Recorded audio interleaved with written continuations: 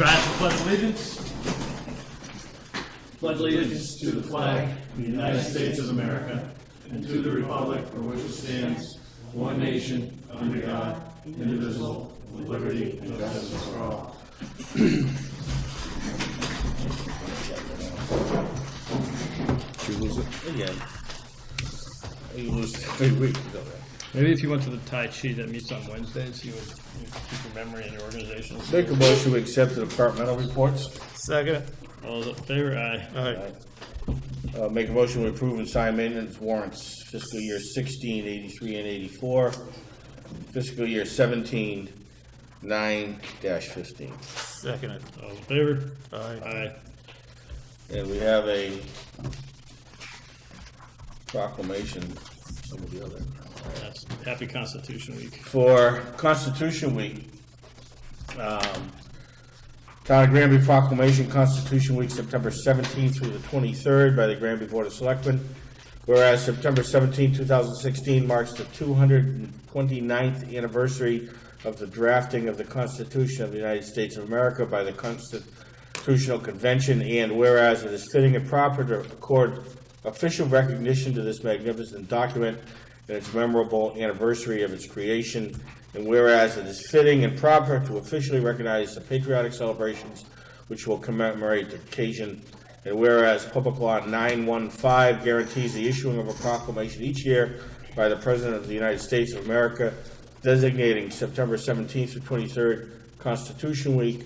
Now, therefore, we, the Board of Selectmen of the Town of Granby, do hereby proclaim September 17th through 23rd, 2016 to be Constitution Week in the Town of Granby, and ask our citizens to reaffirm the ideals the framers of the Constitution had in 1787. All those in favor of approving that proclamation? Aye. Aye. Aye. All those opposed to the Constitution? Not surprising.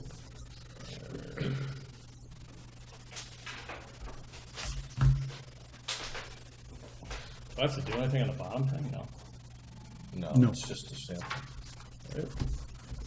In the middle. And we have some common victuals licenses. Richard Simmons doing business as Stone Street Tie-Dye. Richard Simmons. This I is didn't know he was from still around. Red Fire Farm. Julie Turner doing business as JT's, also for Red Fire Farm, Tomato Fest. Amergy Solar, AMERGY Solar, out of Hingham, Red Fire Farm. Susan Pincus doing business as Sawmill Herb Farm for Red Fire. And Ingrid Hathaway doing business as Hathaway Ceramics, also for Red Fire. And Hungry Ghost Bread, also for Red Fire Farm. Make a motion to approve. Second. All those in favor? Aye. Yes, we need to approve it. Pat Mark signed it. Okay, we have a request from the Board of Health for going in with South Hadley on Household Hazardous Waste Day 2016 for approval. Purpose is to outline the shared duties and costs associated with September 26th, 2016, I assume, right? Yes. Household Hazardous Waste Collection Day. South Hadley is contracted with Clean Harbors to provide collection services. Contract remained between South Hadley and Clean Harbors. The document outlined the agreement between South Hadley and Granby. South Hadley will provide a 30-yard dumpster for waste produced during the collection.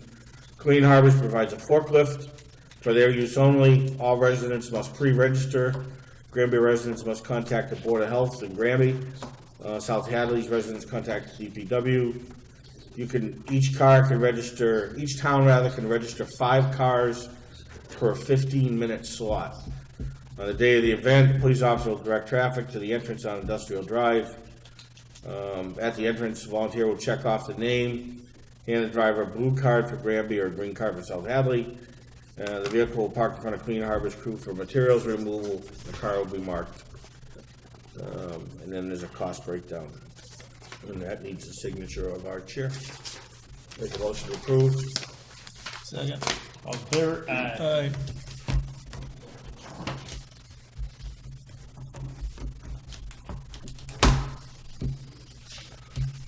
You want to do the, okay. That's the one for, That's for later. Do you want to do the appointments? well, you can do, that's just old business, the license to. We have a license for Joyrides LLC, Happy Days Family Fun Spot. That's, Happy Days down here. For live entertainment consisting of karaoke, DJ, or small bands at 172 West Street, no later than 10 p.m. I think that we approved this at the last meeting. We voting? No, we already voted. Already Yep, we already voted. Do you want to do these? We got time. We have a few appointments to be affirmed for the fire department, call fireman, appointed by the town administrator, Nathan Massey, Rachel Mick, Jacob Lemke, William Latal.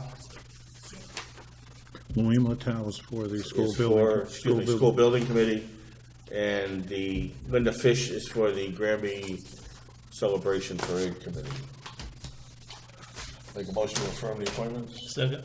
All those in favor? Aye. And there is one other appointment that Steve had talked about. He'd like to recommend Jeff Skelski Yes.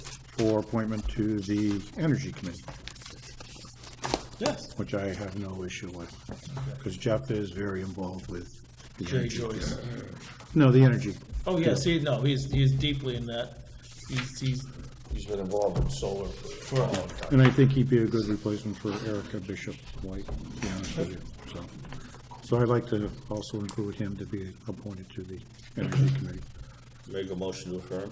Second. All those in favor? Aye. Aye. Fire Chief Ad Hoc Committee. Mr. Oshchow? Yes, sir. Oh, come on. Actually, all three Brave. All members, three of you should. all three should come up. Be brave.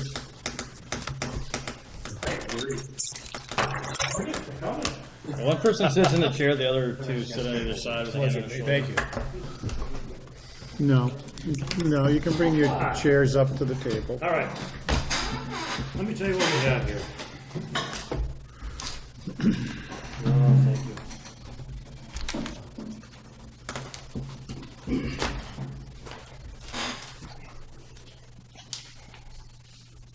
Here's a report. Final report. The only report. The only report. Thank you, Mr. Department. Here is a changed copy of the proposed draft job description. We're making recommendations there in red. All right.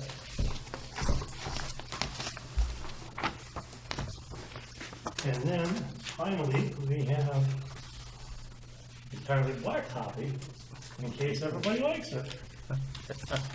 And by the way, a copy did go to the chair of the personnel board, Mr. Vale. I've heard him. And I heard back from Al today, he liked it. He had a question on one thing, and I basically said back to him that it's up to Mr. Martin on that particular thing. I believe he agreed. And he said he changed it in his paperwork from draft to final job description. So I think what Al was saying is you guys didn't do bad. And coming from Mr. Bale, Mr. Albert Bale, I one and appreciate only. that. I had one question on your proposed job changes. Page 3. On page 3, at the very bottom. Yes, sir. Serves as the town's emergency management co-director with the police chief. Yes, sir. Police chief isn't the emergency management director. I understand that. We were making that recommendation. Why? Don't you want them to be involved with managing their departments instead of having to be in the middle of a emergency operations center? Honestly, we never looked at it that way. That's why we got away from that, Brian, because of the situation. We felt that Well, both chiefs would be tied up with their, I think what happened, to be honest with you, we were sitting there looking at it. Emergencies happen all different times. If this thing happened late at night, and if Chris was the manager, and he was out of town, and you needed something to happen right away, that there would be a time delay. That's the only reason, I believe. Am I right in saying that? That was the only reason why we were suggesting that. But believe me when I tell you, I could be stricken. I understand what you're saying. And you would know better than we would. there, you could always write in a succession, or he could, where if he was unavailable, then whoever. Yeah. Well, like on the fire calls, they have, there's a guy on the scene, and then there's somebody, and then when the chief shows up, There's a commander-in-chief. yeah, It's an incident commander. Right. so, and the incident commander would be in charge until. We have no problem with that. And that was a minor discussion we had, and that was the only reason why. Now I through, think what you're saying adds more credence to why they wouldn't be. and now through the training, was it NIMS, the National Incident Management System training, they have pretty much all that spelled out, where as far as what everyone's role and responsibility is. So it's pretty clear cut. I assume you guys have all had training, the police have all had training, so it's all pretty well. I think we can live with that. Yeah, we can live with that. And the only other question is I know, Mike, you and I had a discussion, I don't know if you brought it forth to this committee when you met with them, to have the fire chief be paramedic certified versus EMT certified. Did you talk with the committee about that? I did. Yes. Is there any reason why you didn't go with Yes. paramedic? There's definite reason why. We took a good look at it, and we talked about this to others. It takes a lot of education to become a paramedic and to continue to stay licensed as a paramedic. It does the same as a chief, a fire chief. We figured if he spent so much time trying to maintain his paramedic's license, and so much time trying to maintain his chief's licenses, he'd have very little time for anything else. Apparently it takes a lot of time. I think that was one of the questions we had asked Michael, is it extensive? And because originally we had down, we had paramedic. And then as we thought, discussed, and looked into this, in fact, Ronnie spoke to other fire department people who have similar situations, and they were also recommending that if the highest would go was an I, either a B or a basic or an intermediate, and stay away from paramedic. That is the only reason, is because of education and the time that the chief would have to consume to become or stay a paramedic and a chief. Again? No, I'm just asking the question. This is a recommendation. I'm just asking the question why it was EMT versus paramedic. That's all. We beat it up. We really did, Chris. We kicked it around. And we asked on the outside too. Yes, sir. Just caught my eye, 10-minute response time, do you think that's too restrictive? I mean, there's parts of town even that are more than, Well, we're talking about 10 minutes response time to the public safety right. conference. I mean, you're up on Carver Street or something, you're really limiting where the chief could live to a pretty small area, aren't you?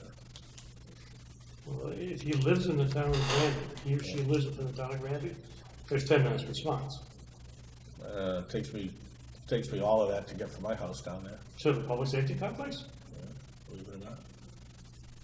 The Barney Rubble car? Well, no, it's 1.5 miles up Paris Street, it's Bachelor's another 2-3 miles. I think that's a given at this point in time, isn't it? Would there be, if there's an emergency or situation, that he'd have a vehicle that You would could think so. respond in that way? It depends on where he is with traffic. I don't know. I would just say if you put it within the confines of the town of Granby, would that satisfy what you're looking for? Well, what we were trying to do, if you're able to find, let me just throw this out to you. Yeah. Okay, we have no idea who's going to apply for this job at this point. But let's say the person lived, and I don't know if there's a fireman who lives down on Route 202 in South Hadley by the plains, but let's say there is. He's a perfectly qualified person, then your people want to hire him. And he looks at you and says, hey, listen, I've lived here all my life, I live in South Hadley, it takes me less than 10 minutes to Sure. get there. So that's why we didn't want to restrict it to the town of Granby. Now, we would prefer that the new chief lived within the boundaries of the town of Granby. We would prefer that. Did we confine the police chief To the town of to Granby. the town of Granby? That's in his job description that Yeah. he has to go over it. Yeah, it was, in fact, I think you put it in, my contract was the first one that was put in. You're living on the Cape. No, I know. Prior to that, there was no contract. Prior to that, there was no contract. There was so no. It was never issued. So, maybe just satisfied by just putting or within the confines of the town of Granby. We have no problem with that. That would cover it. I see what you're saying. This group, Yeah, we went a long time with yeah, we that. discussed this, we Yeah. threw it all around. We would like to have the individual within the community, the boundaries of the community. However, just taking it into circumstance, if there was somebody who just lived over B-Town on the edge, or lived over Ludlow on the edge, and they didn't want to move into the town, you're gonna lose a candidate. South Hadley just went through that with police chief, because he lives in Chicopee. And I don't know, one of the requirements was that he lives in South Hadley. I don't know how they worked it out, whether they worked that out, or whether he's gonna move, I don't know. Yeah. I was talking to Bill Schenker, and he said that was one of the holdups, was they had a candidate, but he was over the town lines. We even talked about, should we put in, we prefer that the person live in the town of Granby. We even talked about that. Yeah. And then just settled in 10 minutes.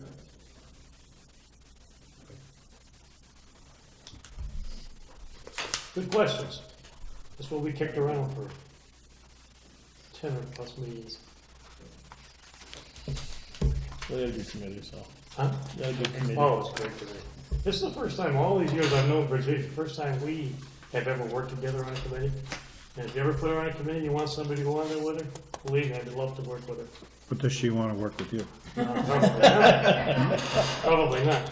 Ronnie was excellent, was an excellent choice, because Ronnie helped us with fire questions. I mean, there were nights where Virginia would be sit there at the table and just have this one-on-one with Ronnie, asking him questions. And Ronnie was able to bring us this way, and we brought him that way, but it was a good committee.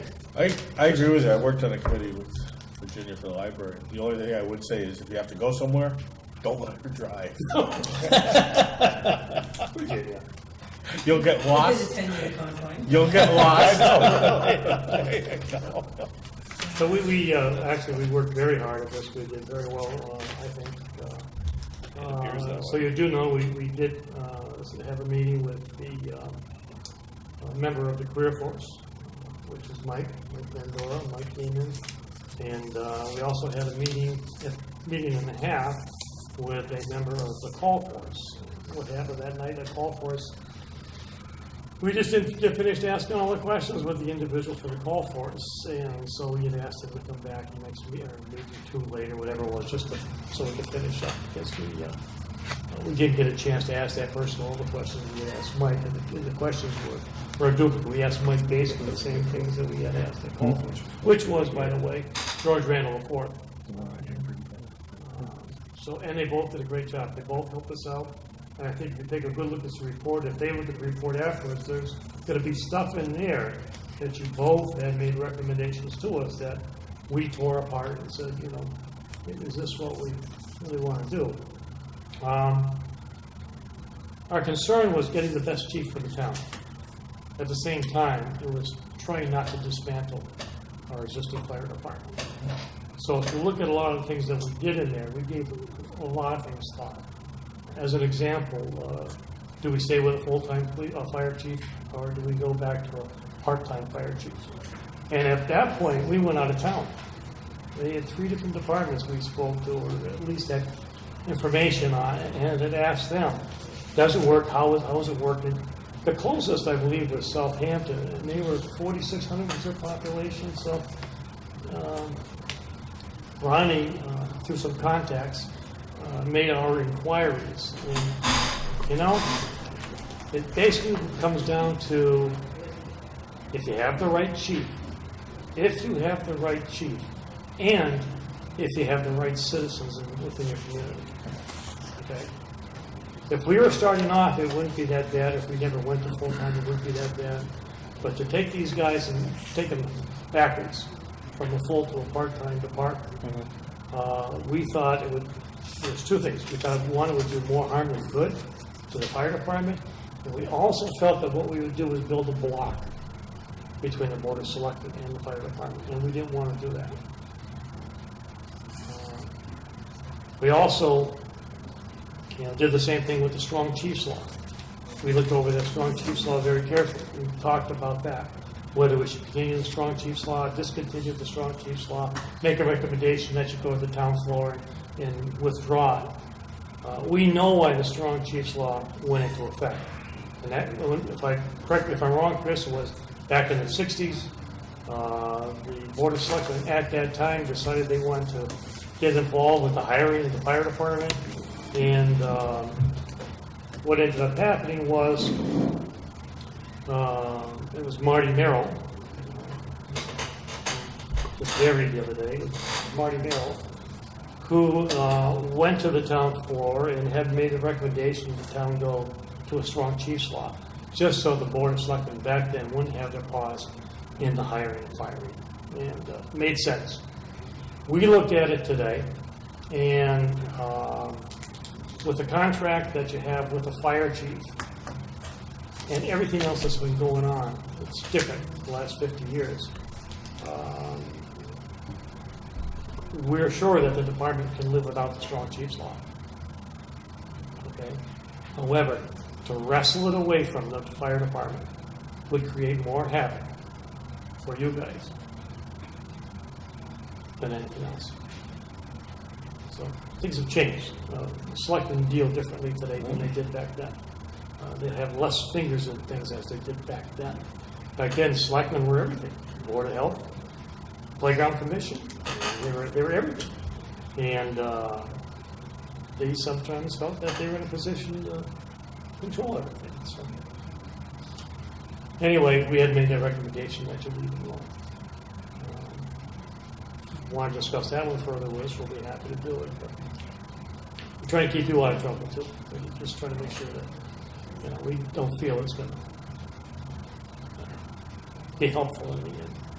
Or correct in saying that? Yeah, okay. I think that what we wanted to accomplish can be accomplished through a contract too, as far as spelling out. Exactly that's what we felt. That's exactly what we felt.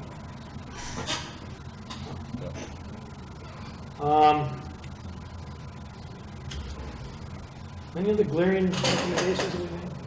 On the question of the administrative, fire chief, Oh, fire chief working. Okay.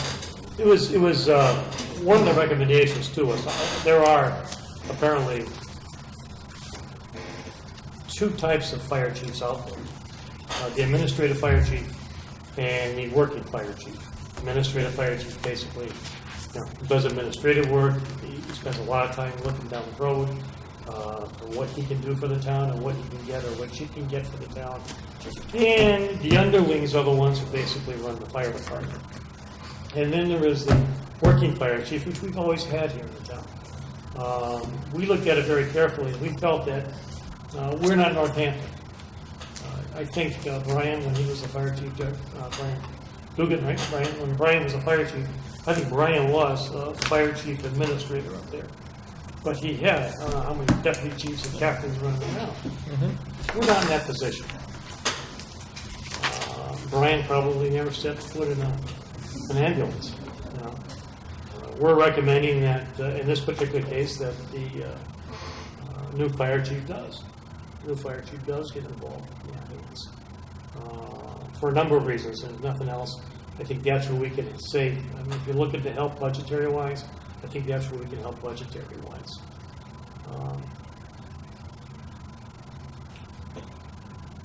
Do you expect them to ride the ambulance on occasion? Yes, we do. That's one of our recommendations in there. Where is it in here? It says it. I think it's in is it a recommendation or job description? It's under the report, fourth bullet down. Oh, their report. Yeah. But it's not in the job The description. fourth bullet. But it's not in the job description. At least I can't see it. I thought it was, Chris, to be honest with you.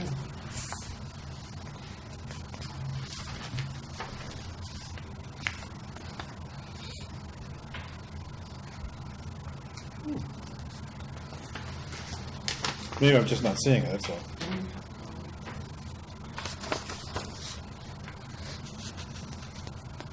Well, I'll tell you what, if it isn't, it was a boo-boo. Put it in here. Yep, definitely, because that is, exactly, what we intended.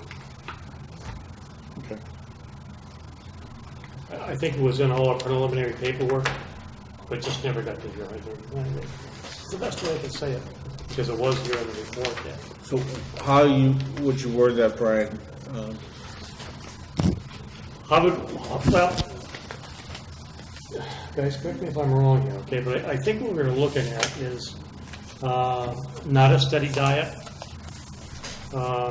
meaning there are times, and I think we had a conversation with Mike on this one, there are times when we have people that are out, could be out sick as an example. I'll give you an example. As long as Mike's got a P on duty that day and Mike's out sick, then the chief could ride the ambulance if it was ever called out that particular day, instead of having to call somebody in on overtime. That was one of the things. We didn't see the chief riding the ambulance every day. We didn't see that as a steady diet. If you're going to do that, don't have a chief, just have another paramedic, another EMT. Is that an impact bargaining situation? Is that an impact bargaining situation? That we never got into. I don't think that was ever mentioned. They don't give that consideration. Yeah. I'm not a union guy, so I don't know that. And right off, it absolutely will be. So here, if I may, here's the conversation that I try to get across. We're, especially on the other side of things, we're at that cusp of being busy, and the seriousness of the call, and this is a conversation that I had in the committee, is that there are times where we need a third person on that ambulance, because we need 2 paramedics in the back. And that's where the working chief comes into play, is filling in that third spot for responding.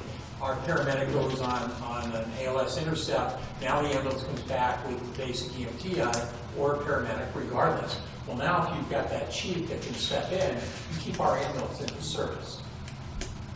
That's where that is needed and would be extremely helpful. We need that third person on the day shift. It's starting to hit that point. And without adding to the budget, that third person could be that working fire chief. Couldn't that responsibility go under the statement of duties at the very beginning of the draft job description?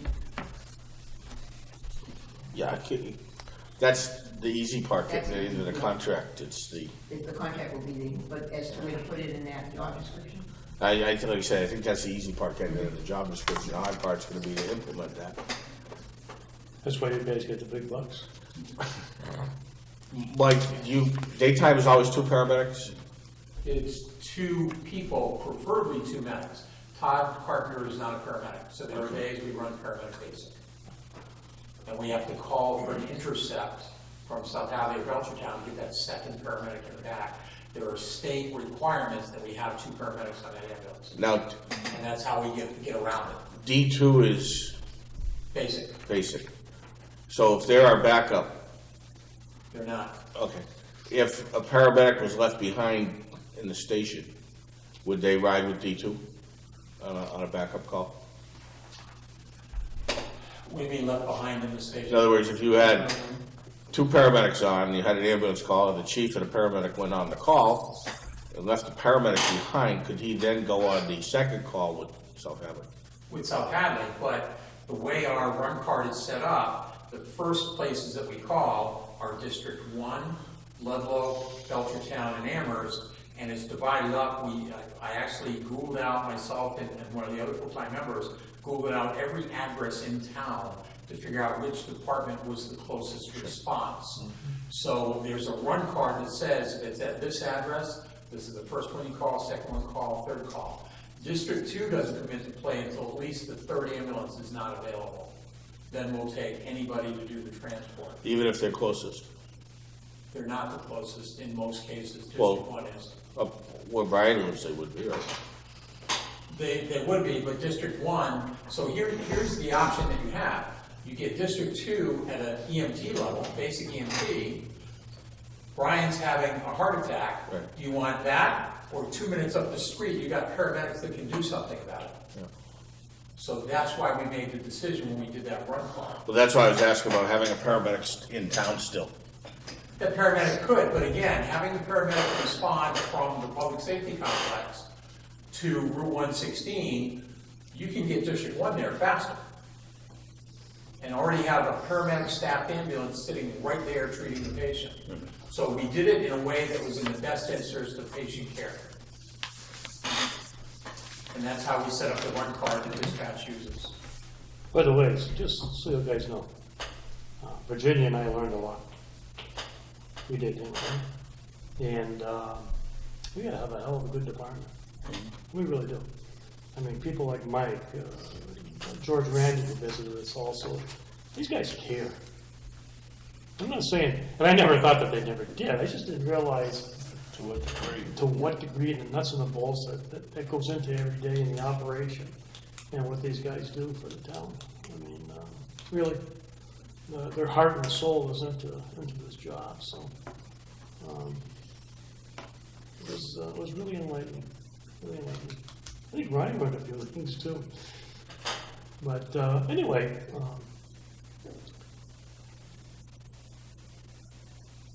we hope we did a good job for the town.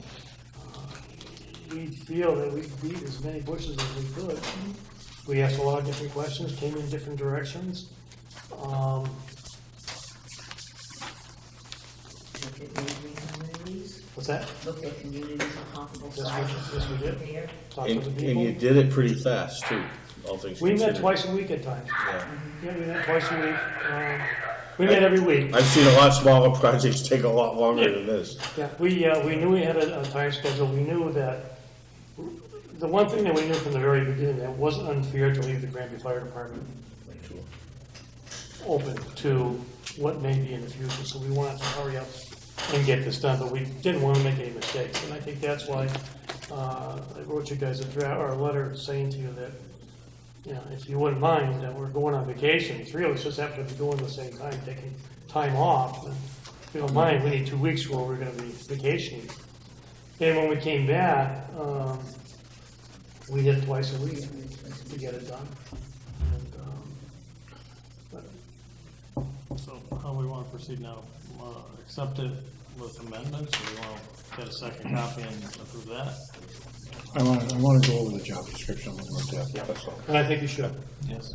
I think the report is, Yeah, it's a good, Fine. I don't have a problem with the report, the recommendations and stuff, but the job description itself, I just want to go through it. We have no problem with it. might want Read it to just a little bit might closer. want to even talk to Jack before we go through the finance, because he might say something that will catch him.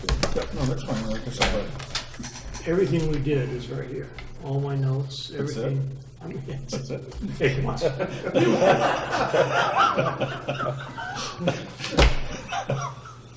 I love you too, pal. We're gonna leave it with Kath, so we can be on fire. Good idea, then it won't get lost that way. You don't know her filing system sometimes. We have copies. We thank you for allowing us to do You this. did a great job. Thank you for doing it. Thank you. I mean, we tried. Thank you. And we hope that in the end, you'll find yourself a good fire chief. We find us a good fire chief. We also, well, that was another recommendation, something before you, when we hired Russ Anderson, 10 years ago, we went to the outside, and we got help from the outside, and we're not recommending that for a number of different reasons, but Chris, you know why. But we also, we did recommend in there that you ask a couple of, not Granby, a couple of ex-fire chiefs or a couple of sitting fire chiefs to be your anchors here in your interviews. Now, we did have that in the end. We found a great chief out of, I think it was Sunderland, retired chief out of, was it Sunderland he came from, or Leverett? that sat with us. We had, one from South Hadley that had sat with us. Yeah, Turner's Falls, Was it Turner's Falls? very good. Oh, yes, it was Turner's Falls. What was your guy? Yes, Is he still going? Is he still, he's still around. he's still on this side of the grass? Yeah, he's still around. Yeah. Because Ray was good. Ray was good. I would suggest if you can get him, he was really, you know, he's one of those sleepers, doesn't say a whole heck of a lot, kind of like Wayne Tack, you know? Sit back, but it's working, really thinking, comes out with some great answers. Well, but Yeah, if he's still around. if you could do that, we would recommend that you take a look at a couple guys to sit with you. The only reason is, you guys just don't know fire questions, you just don't have, think if somebody could sit there and just, you know, bull you, but that's why we're recommending you do that. I mean, it's just a recommendation, you can do what you want. Sounds like a good recommendation to me, so. Now, Chris knows where to get the people, because he got them last time.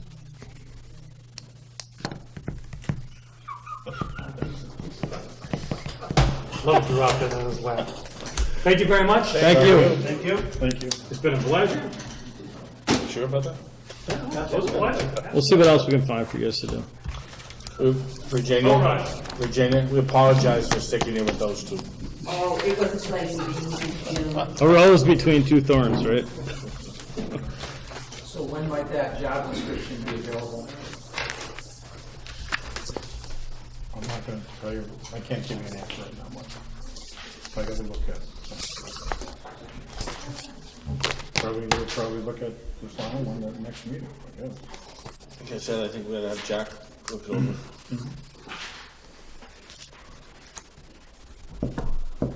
All right.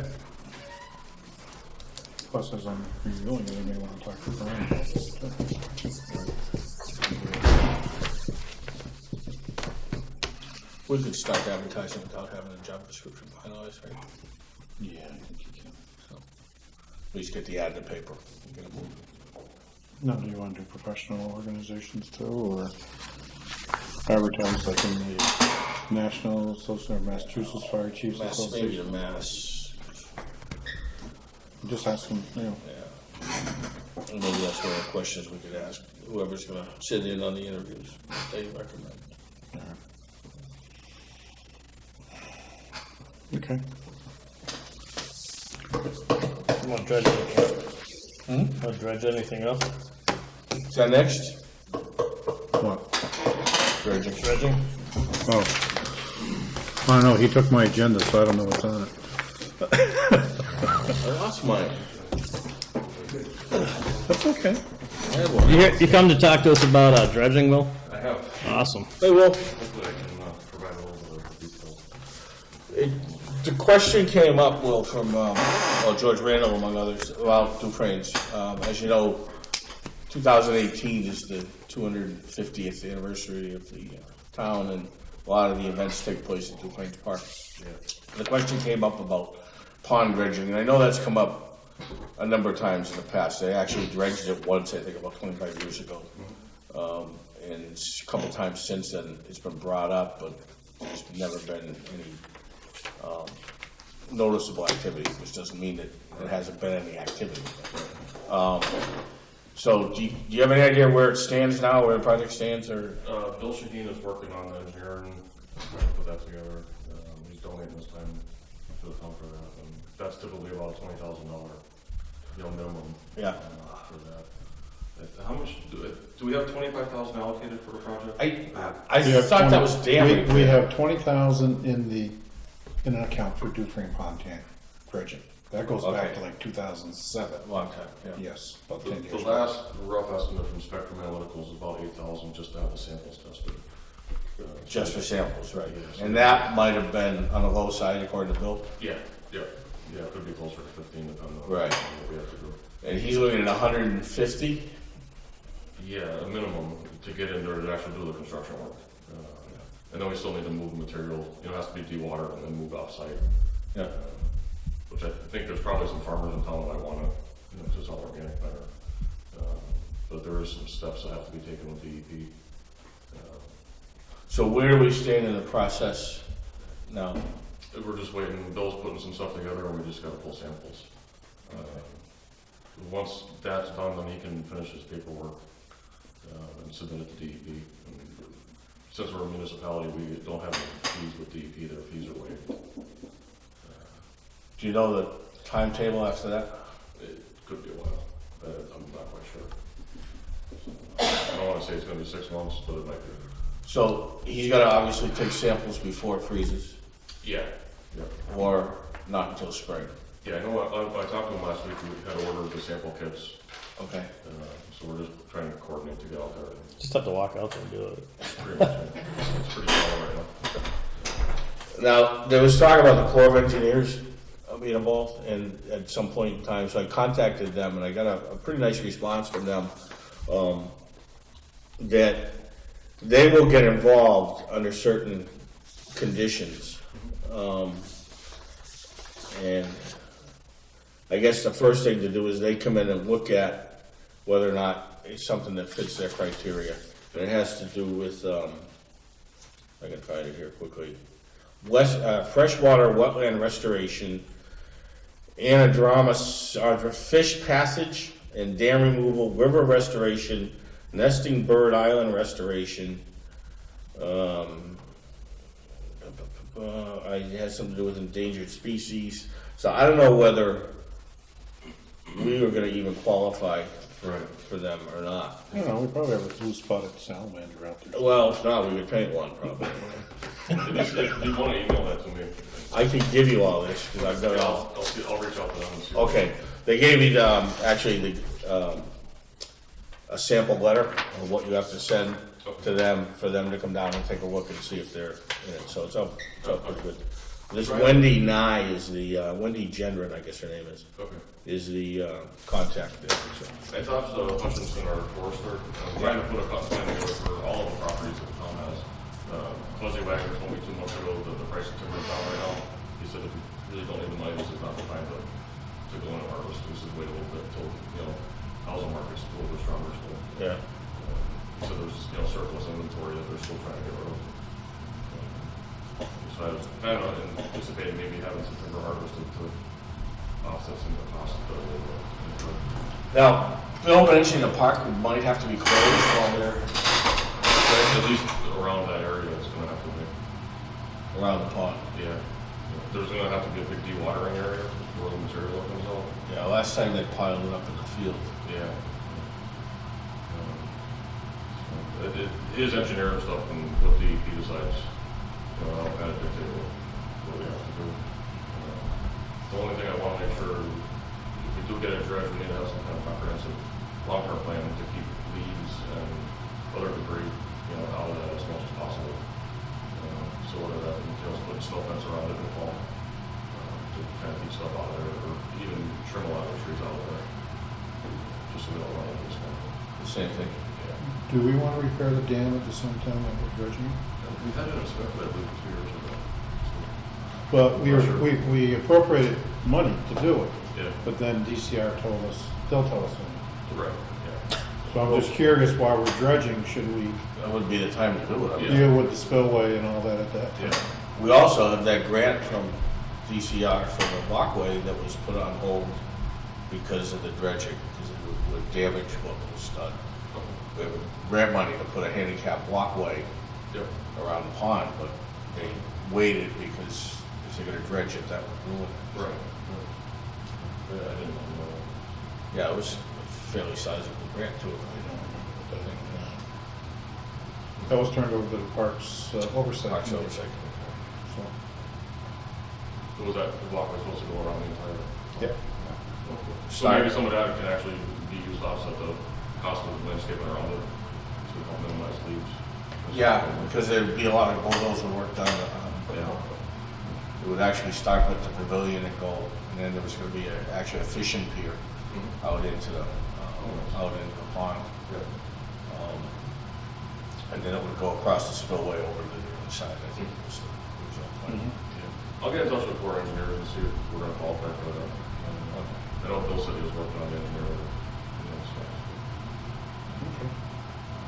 I'd like to see it done for next year, for 2018. That'd be awesome. Yeah, it'd be great if it could be. Of course, worst case would be park would be shut down then while they were doing it. So I guess timing is everything. But if they've got if they get the study done in the fall, or get the samples done in the fall, and the study done over the winter, maybe they could, Yeah. get it done next year. But we're gonna have to obviously need some money anyways. 'Cause Yeah, I mean, if we can't get qualified other Corps of Engineers, then we'll have to. Yeah, they'll pay up to the first 100,000, I think, and then after that, it's 50-50, or there's some type of match that they give you after that. Yeah, yeah, and on the low side, I'm talking to Bill and some other contractors, that would do the job, they were saying closer to 250. 250. Yeah. So we'd have to find some money. 250, right? To clean it up, Do what? to dredge the pond. That's how much the Army Corps of No, Engineers. no, private contractor. Oh, yeah, yeah. And probably 250,000 is closer to 250. Yes, we probably do all the time, so. Yeah. Okay. Great. Thanks for coming in. Keep us posted or on the process. Yeah, Thanks a lot. Yeah, you got that paper? It's right there. Right there. Oh, beautiful, cool.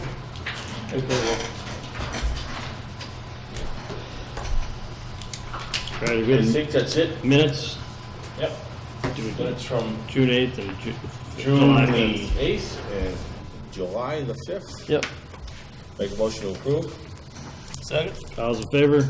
Aye. And the board members, make sure they just initial the minutes. I did. I did too. I don't know if you did. All right, so we're now gonna go into executive session for MGL 30A21-7 ambulance abatements, and that concerns HIPAA. And Massachusetts General Law 38-21-3 collective bargaining, as it pertains to the Granby Fire Department.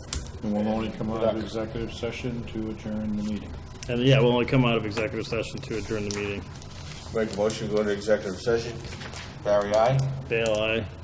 Shinaki, aye. Okay.